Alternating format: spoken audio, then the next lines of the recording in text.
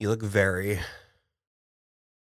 I tried. I tried. Did you do it? Yeah. Oh, wow. I thought Rachel did. No, I was going to have Rachel do it. And then she was like, well, what I want to do to you is like a crazy smoky eye, but then you'd have to wear lashes. And then I have to wear my glasses. And I was like, I can't not wear my glasses for like 5 hours in a row or my head and my eyes will hurt. So I was like, I'll just do it today. And then one of the weeks when there's just one episode, Rachel is going to Pam my face up. So. We need a big blonde wig. Yeah. I'll have her do my hair. Yeah, there you go. You get the hair and I'll get the makeup.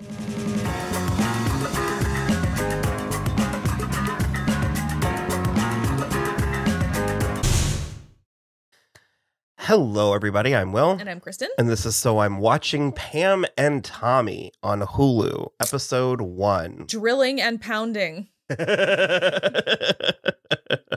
I'm loving this. Yeah, me too. It's so fun.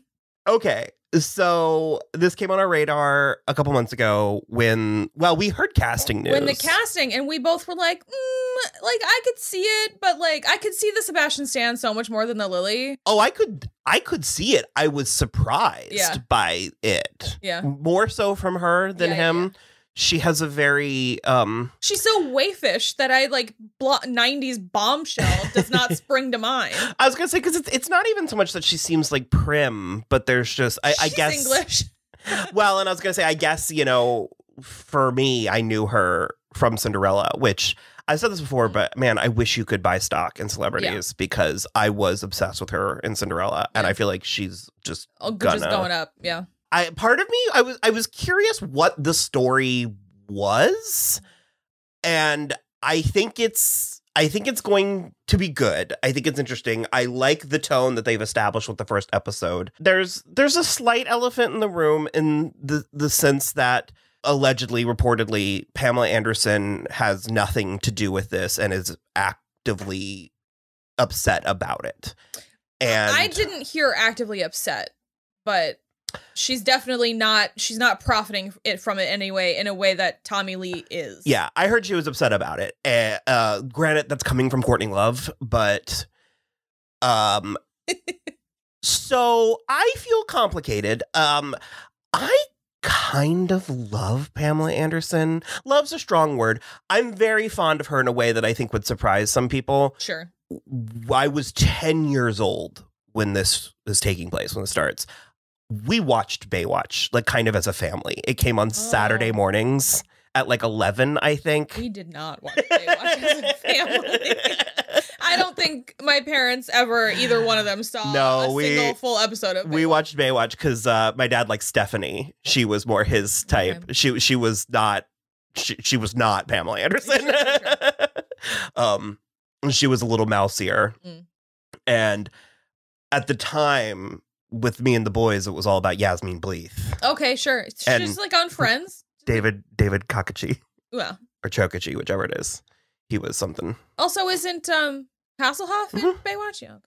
No, it's kind of funny. Like as a show, it's actually a good speed for like tweens. Sure. Like, I mean, it's just like a procedural kind of. Yeah. It's a silly procedural. Yeah. And that gradually gets sillier. Like there's like a hurricane at one point, which there wouldn't be. And so she was already well established on that when this is happening, right? Yes. Okay. Yes. So anyways, sorry, I was going real down the Baywatch. 1989. Okay. She didn't come on until season 2 or 3. No, but still. That's like 4 or 5 years. The first season was a serious show on NBC. And then it went, I think, NBC. And then it was canceled and went into syndication. And when it went into syndication is when it was the most popular show in the world. Wow. Like they were world famous. And then she also was in a show that I used to watch when I was a teenager on Saturday nights called VIP. Oh, yeah. Do you remember that? I remember she VIP. was like a model who got into like a secret agent, like Secret Service. It was very funny. She has a very good sense of humor that I think in that way that women of her ilk don't get credit for.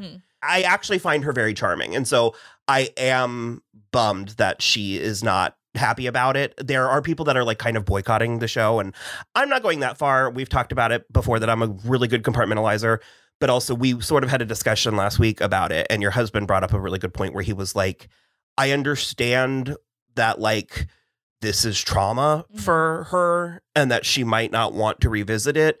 But at certain points, things become history. Yeah. He was like this was a cultural phenomenon. Yeah. For me, it also is. I kind of feel like she should be getting money from it. She should be profiting off of this. There's like no reason why she shouldn't be.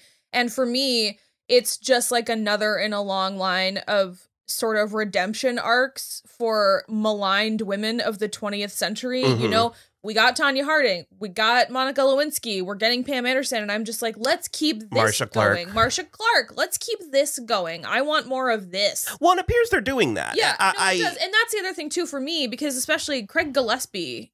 Who is he? Tanya. Oh, okay.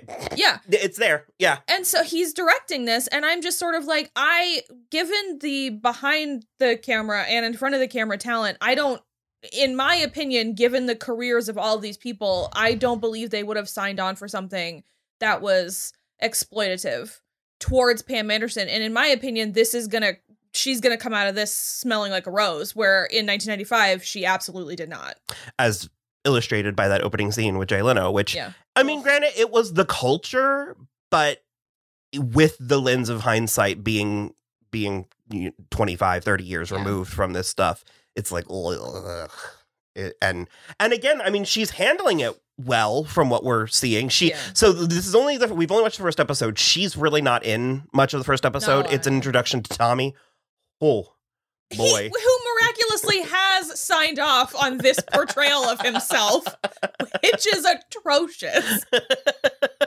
I just like Sebastian so much. He's so good. I'm not quite losing him. No.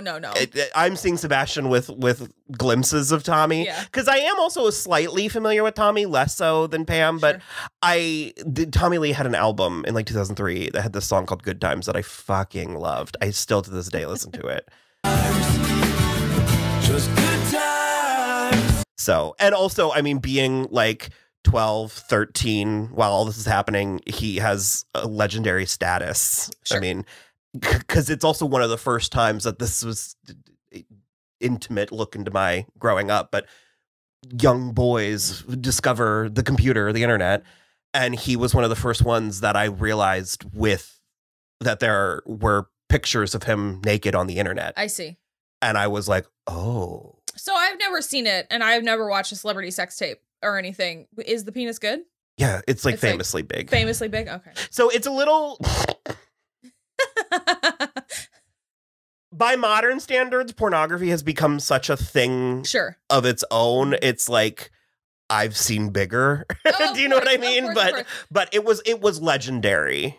For like a skinny white guy. Yeah, it's... That's the other thing. He drives a boat with it. Right, you keep saying he steers a boat. I've seen the video. So. Right. So that, I think, is the thing that feels the grossest to me about the whole situation, is that this is not pornography. It's treated as such. It's treated as pornography. It's not pornography. They perhaps got married in an ill-advised drug haze. We get to it. They were making a tape for just themselves. It was a honeymoon. It was in his safe. This was not intended for public consumption. And so that is the part that makes me feel gross about it, and why I don't watch celebrity sex tapes. I mean, I was like 14 or 15 or 17 or whatever. It's like, I mean, it's the kind of thing that's like, well, in the past, it was like on my parents' computer. When this stuff was occurring, I would have had to look at it on my parents' computer, and I would have died of mortification. We did. But boys are. So I will say too, I'll throw Kazaa, LimeWire, Napster. I'll throw myself under the bus a little and say that just a handful of like maybe less than a year ago, a very famous actor who's in one of these both of these TV shows had a masturbation video, and I did watch the entire thing. Well, that's what I was gonna say. I think it's disgusting that people's privacy is and can be violated in this way. Yeah. And I actively, Seth Meyers did a bit back when there was the celebrity, the fappening, which was terrible. I wondered if that was going to come up because I think the name of it is so funny. We're here. This is also our first episode. This is very establishing. Yeah. And it's what the show's about. I maintain this is on topic, but there was a lot of it's to why I don't like Judge Judy is she was very judgmental about how, well, I just never took naked pictures of myself, so I never had to worry about it. And Seth Meyers was like, we live in a world where we can just send each other naked pictures. Nude photos. That's good. I want to live in that world. Yeah, that world sounds nice. The issue is the invasions of privacy and yada yada. Because I am similar to that where I'm like, well, I would never take a naked photo of myself. And so, no, that would never happen to me. However, that doesn't mean these people who have taken naked photos deserve to have them all over the internet. There's no question. So the second thing for me, there is the invasion, the violation. But secondly, which is what this show I imagine is going to explore, is it is the judgment and the condemnation. But now, to Pamela specifically. Well, to the victims of these incidents. But the women specifically. And so for me, I mean, I'm not proud of it, but all things equal, I'm gonna look, especially if it like. I can't claim I didn't see any of those photos. I can't claim I haven't seen snippets from the Paris. I feel very. I am looking respectfully, but it's like I don't seek these things out. But well, and furthermore, and I'm not. I don't hold it against them. I don't. I hold it against him a little. I guess is where I'm getting at is I'm not trying to explain or justify. I'm just saying that it's the reason why I actually do believe in the concept of like a judgment day. Sure. It's like I'm prepared to answer for that. To answer for this. I am fully prepared to answer for watching David Boreanaz do that from start to finish. I find it very interesting. And it also, for me, it's like I try to be pragmatic about it because it's like it's here. It's real. It exists. And you can't stop it. And it's not going to be less. Mm-hmm. Like it's not going to suddenly go away because we only have more technology. We only have more power. And it's also not new. I mean, there have been love letters. Mm-hmm. There was Polaroids before there was cell phones. Walk into a museum. Yeah. People weren't just naked in olden days. It's done that way because we like it. Yeah. Because men like it. And that's the important part. Is that this is all the fault of men. Well, do you remember that thing about it was an artist went and put mirrors or cell phones in the hands of famous paintings and it took it out of a male gaze and put it into was really because they have like the girl with the pearl earring and a Venus, I think too. Yeah, it's very interesting. Was really very interesting. We have this show. I'm really enjoying the tone. Mm-hmm. The Craig Gillespie makes sense now because we open with Seth Rogen's Rand Gauthier. A lot of nerve there. Because I was like Rand Gunther. And then like hammering or like nailing a nail gun to the sounds of passionate lovemaking. Yeah. It's very funny. It's fucking. They're fucking. They might love each other, but they're fucking.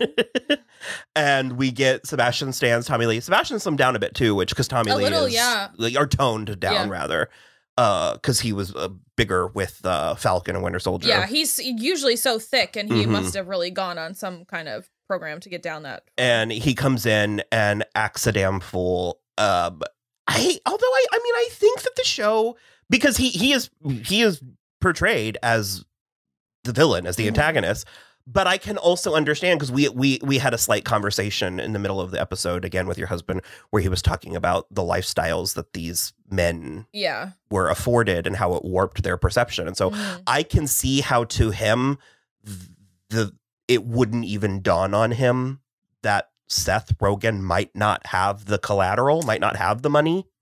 Yeah, but the way that he's acting, all the things he's saying where he's like, what do you think, I'm not good for it? And I'm like, well, the way you keep saying that you're good for it makes me think you're not good for it.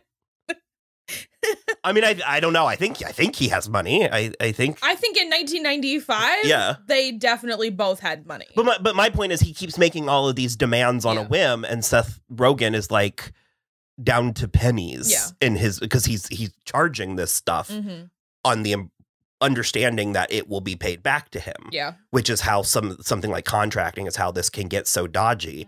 And so, but my point is Tommy is so self-absorbed that he's taking Rand's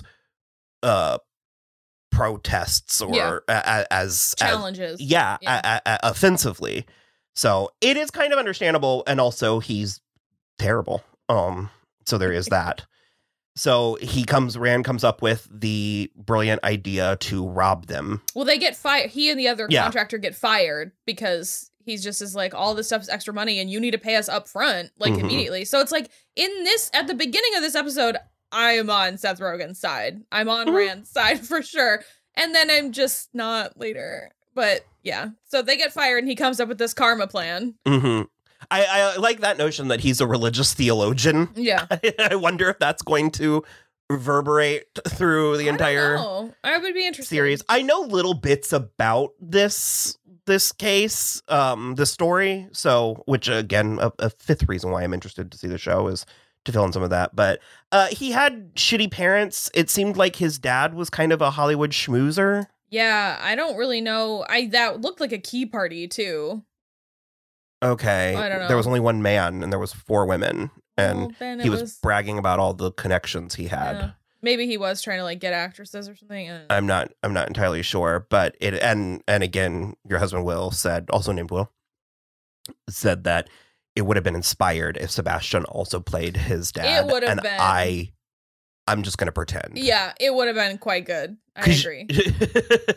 So he robs the safe dressed as the dog, which was also very funny, and gets into it, gets the money, the guns, the watches, the jewels, all that, and the episode ends with him kind of discovering this tape, and he doesn't have the equipment to handle it, so he goes to his connection, Uncle Milton, who is Nick Offerman, who's kind of a sleazy porn producer, and you can just say porn producer. 1995 porn He's producer? a respected, classy porn producer. But, well, porn is at its kind of zenith at this point. I think it really peaked. Well, like porn video, like video porn. So I think it peaked in like early 2000s. It's kind of been on a decline. But it's another thing that I'm kind of weirdly... Passionate is a weird word. I find it fascinating.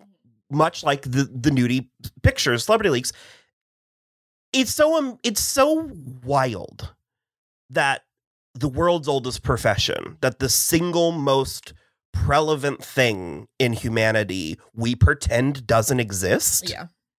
It's really bizarre to me. Like, we all pretend that it's not, I've never, and it's like, except for you do always. All the time, always. For 100% of history.